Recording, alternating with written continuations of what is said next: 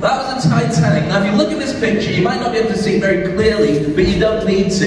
Here we have the captain. There you go, Edward John Smith. Now he said before the Titanic sank, he said, this is going to be my last ever journey.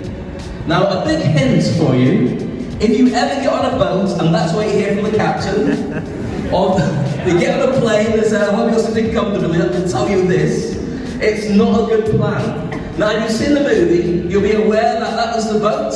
Here was the bit where Leonardo DiCaprio stood and said, King of the world.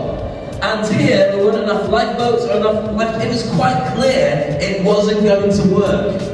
But the amazing thing is, for all of us, we have the hints at what's going to work for our business and our lives right now. But most people don't take it. But time is ticking. And in competition is you versus yourself.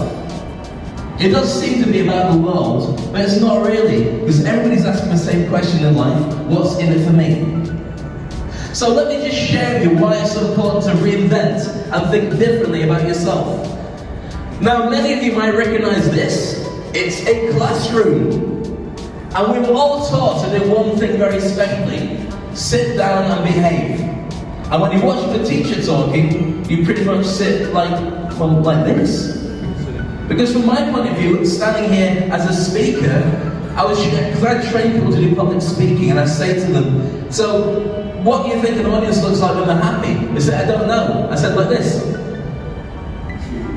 And when they're sad, they look like this. And when they're intrigued and fascinated, and when they're going to run forward and kill you, well, then they start moving. So it's always the same, but we were taught to think like that. It's how we were all meant to behave, and how we were all meant to stay in our seats. But here's where the problem is. We were promised that if you worked really hard at school, then you worked really hard with your exams, then you get the opportunity to go to a really good university. Get to a really good university, and then you get the opportunity to appeal for a really good job, and then you got a really good career. And it's guaranteed you can have 2.4 kids, I don't know what the 0.4 is, and you can have your cars, you can have your holidays, and your retirement. How many people believe that was kind of what we were promised? Do all the stuff at school? Quite a lot of us, yeah? Well, here's the thing. It's moved, and nobody told us. We were given a comfort zone and a safety zone. The safety zone is you do all of those things and life will be good. And you will have a comfort zone inside it. But if you haven't worked it out by now, everything's moved.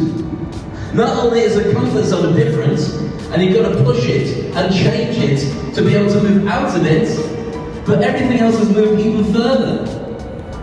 Now the safety zone is over here. Whereas everyone's comfort zone is still here. If you do the same things that you've done throughout your entire life, it's no longer going to be good enough. So we have a challenge on our hands. We have to make those changes. We have to think differently. We have to take risks. One of my favorite phrases is jump and grow wings on the way down.